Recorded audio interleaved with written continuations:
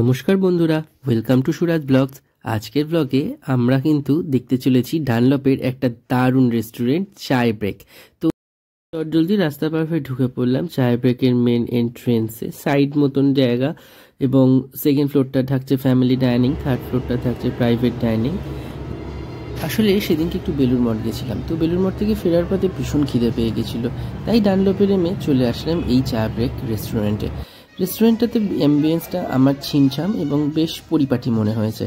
এই যে দেখতেই পাচ্ছেন ডেকোরেশনটা একদম গ্রিন ডেকোরেশন, আর একটা স্লেটি ব্ল্যাক কালারের ব্যাকগ্রাউন্ড আর সাদা ও কালার দিয়ে করেছে, একটা অদ্ভুত সুন্দর একটা লুক দিয়েছে। টোটাল টাই গ্লাস ডোর, পুরো বাইরেটা মনে হচ্ছিল যেন একদম উপর থেকে নিচ অব্দি ওপেন। এই সুদীপ বসে আছে, ফোনে কথা বলছে। আমি চারপাশের অ্যাম্বিয়েন্সের ছবিটা খুব ভালো করে নিয়ে নিলাম। আমার পেছনেই দেখতে পাচ্ছেন ডানলপের ব্রিজটি দেখা যাচ্ছে, ফ্লাইওভারটা দেখা যাচ্ছে, তাহলে বুঝতেই পাচ্ছেন এখান থেকে ভিউটা কতটা দারুণ লাগবে। ওপর থেকে নিচ অবধি কিন্তু খুবই সুন্দর লাগছে, নিচে গাড়ি ঘোড়া যাচ্ছে দেখা যাচ্ছে। একদম জানলার ধারেই বসেছিলাম আমি, জাস্ট এই অ্যাম্বিয়েন্সটা কিছুক্ষণের জন্য ফিল করছিলাম, আর বাইরে সুন্দর গান চলছিল রেস্টুরেন্টের মধ্যে। এবার চলে আসি মেনু পর্বে। এই যে মেনুটা দেখতে পাচ্ছেন, এটা যদি একটু জুম করে পজ করে দেখেন তো এখানে আপনি দেখতে পাবেন সমস্ত রকমের আইটেমস, পিৎজা থেকে শুরু করে নানান রকমের স্ন্যাক্স, তার সাথে বার্গার, পাস্তা, নুডলস ইত্যাদি অনেক কিছুই রয়েছে।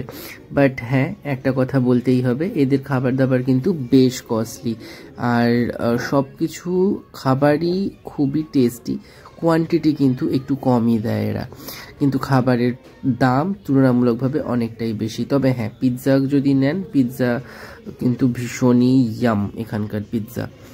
আর তার সাথে আমরা এখান থেকে নিয়ে নিয়েছিলাম পাস্তা আর একটা চিলি মিলি ফিশ, দুটোই কিন্তু ফ্যান্টাস্টিক ছিল।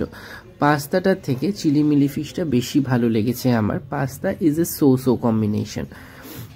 আমরা যেটা অর্ডার করেছিলাম, তো সুদীপ তখনও অর্ডার কমপ্লিট করেনি, অর্ডারটা আমাদের খুব তাড়াতাড়ি চলে আসবে, জাস্ট ও দেখছে ফাইনাল যে কোনটাকে নেওয়া যায়, ও অনেকক্ষণ টাইম নিচ্ছিল।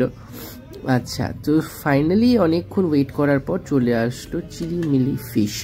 এই ফিশের আইটেমটা একটা টিকিয়ার মতন করে এবং খুব সুন্দরভাবে টস করে, অনেকটা ওই চিলি চিকেনের যে সস হয় সেই রকম সসেতে টস করে ওপরে স্প্রিং অনিয়ন দিয়ে গার্নিশ করে সার্ভ করা হয়েছিল। তো এই আমি এখন স্টার্ট করছি এটা খাওয়াটা, দেখা যাক কেমন লাগে। আমার কিন্তু এই জিনিসটা দেখে যতটা ভালো লেগেছিল আর খেয়েও ঠিক ততটাই অসাধারণ লেগেছিল, যেটা আপনি আমাদের এক্সপ্রেশনেই বুঝতে পারবেন।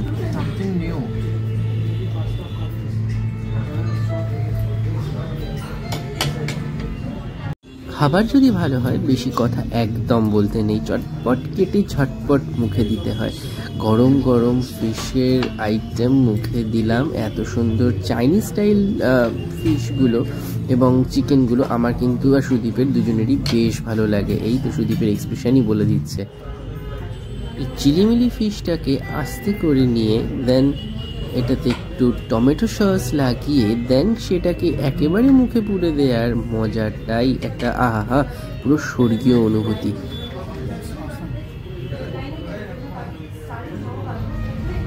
ওয়েট করছিলাম আমাদের নেক্সট আইটেম, আমাদের পাস্তার জন্য।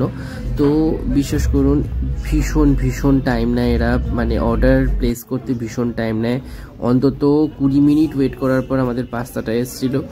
পাস্তাটা দেখে তো যতটাই মনে ভালো লেগেছিল, খেতেও ভালো, বাট ইট ইজ সো আমি আগেই বললাম এই জিনিসটা খুবই মানে নর্মাল হয়েছে। এরকম পাস্তা আমরা নিজের বাড়িতেও বানাতে পারি। So this is so combination for me. And চলুন আজকের মতন এইটুকুই। সুরাজ ব্লগের সাথে থাকুন, পাশে থাকুন, আর এই চ্যানেলটাকে লাইক, সাবস্ক্রাইব অ্যান্ড শেয়ার অবশ্যই করবেন। আরও ভালো জায়গার রিভিউ নিয়ে